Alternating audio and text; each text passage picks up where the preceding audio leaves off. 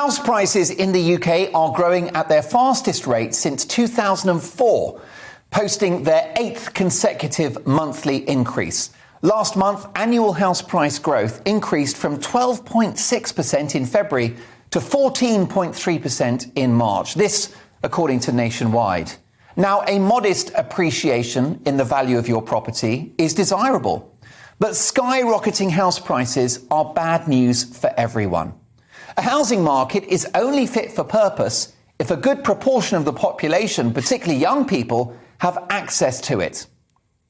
In the 80s, a mortgage was based on about 3 times your income. Now it can be 6 or 7 or 8 times. The moral case for young people being able to get on the housing ladder in particular is irrefutable. Every Englishman's home is his castle, and an Irishman, and a Welshman, and a Scotsman. Why should young people forego the opportunity to own an asset, to put a roof over their head and build something for the future? Why should that be the exclusive domain of people that were lucky enough to buy houses in the 70s, 80s and 90s for a fraction of what they would cost now? They weren't clever. They were simply the beneficiaries of an underinflated housing market. But now it's got silly. Properties should grow in value by a few grand a year, of course, but not tens or hundreds of thousands. And ultimately, a house, whilst being an asset, is where you live, which is why properties should not become another commodity like shares, purely for the achievement of speculative riches. You should first and foremost want to actually live there rather than profit from it. Or you may have purchased a rental property, which for many has proved to be a modern-day alternative to a pension. But housing shouldn't be a get-rich-quick scheme, because the moment this market becomes like a night at the casino, it's a gamble we all lose. So the moral case for a sensible housing market is clear, but the economic case is a strong one too. Because why should this generation of young people bother engaging with the economy if they don't have a stake in it? In the end, if the system doesn't work for the millions of people in this country in their 20s and 30s, some even stuck in flat shares into middle age, why should they bother working hard, doing overtime at the office, or even start their own business if they know that even then the dream of home ownership will be unattainable? I predict that if home ownership proves to be unattainable in the medium to long term, the millions of people frozen out of the housing market, including those who aren't old enough to vote yet, will reject the principles of a modern free economy. The likelihood of a hard-left populist leader may come along, a Jeremy Corbyn on acid, threatening to smash the capitalist system altogether and appropriate homes on behalf of the state, as happened in the 60s and 70s under the compulsory purchase scheme. Who could blame young people for voting for such a figure?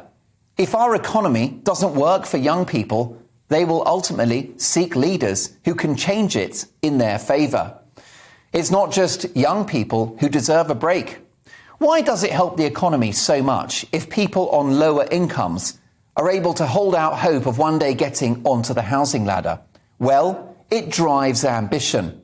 You might be in a low-paid job, but you might take the view that if you save hard enough and sacrifice over many years, you'll get something. But at the moment, giving up that Starbucks coffee or crushed avocado sandwich, giving up your Netflix account or gym membership, it won't even touch the sides. And why should you gamble your financial security by starting a business or break your back working 2 or 3 jobs if it doesn't get you closer to having a roof over your head? Home ownership shouldn't be easy, of course. It never was. And many of you will rightly tell me how you scrimped and saved and struggled to buy a house, even in the 60s, 70s and 80s. But it's now harder than ever and impossible for too many. It's having an effect on our demographics too, as people wait until their 30s or even early 40s before starting a family, because that's how long it takes to get a deposit together. Barriers to home ownership also perpetuate class division. A dinner lady, a courier, an electrician, a security guard, a postman, a taxi driver, a soldier, a teacher. It's important for all of these important groups, and many more, that home ownership is a possibility. If they've got no chance, then that will revive old class divisions that we thought we'd seen the back of. The potential of home ownership is the essence of social mobility, as Margaret Thatcher proved in the 80s. Margaret Thatcher made council houses available for purchase by tenants so that they could own an asset, have something to hand on to their children, and have a property that they could invest in with a conservatory, an extension, or new decor.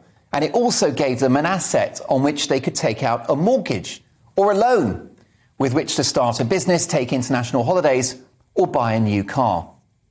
Love her or hate her, this was a transformative policy from Margaret Thatcher, which drastically expanded the middle class and arguably smashed the class system altogether. So how do we fix this? Easy. We need 3 policies. Build more houses, and build more houses. Just 11% of the UK is urban, 89% is rural. It's time to drastically loosen rules around building on brown and indeed green belt areas. That's right, green belt areas where it can be justified. It's time for a partnership between local and central government to smash NIMBYism, the dreadful acronym which stands for Not in My Backyard. Also, our great cities like Manchester, Birmingham, London, Glasgow, Cardiff and Belfast have too many individual smaller housing units, 1 or 2 bedroom properties, which are profitable for house builders. What we really need is properties offering a higher density of occupation, like old-fashioned mansion blocks, and better built, higher spec, safer apartment buildings. The government must stop house building companies from sitting on land waiting for it to appreciate rather than actually building. It's simply a question of supply and demand. We've got to build, baby, build. The aforementioned Jeremy Corbyn, with whom I don't agree about much, famously proposed building 1 million new homes in 5 years. That's right, 1 million new homes in 5 years at a cost of £75 billion. Yes, we can. Sounds a lot, doesn't it? 75 billion. And yet it's an absolute drop in the ocean compared to the hundreds of billions which we spaffed away in the course of this pandemic. What would you rather have spent the money on over the last 2 years? A test and trace system that didn't work for 37 billion, or 500,000 new homes for the same cash with 500 million quid in spare change left over? Which would be a greater legacy? It's time for a house building revolution in this country. And if you increase supply, house prices will come down to a sustainable level. And with more supply, rents will fall too. And the rental market will always be an important part of the mix, which many millions will always choose. And these new houses would be more eco-friendly too, so Insulate Britain won't have to lie down on any more motorways.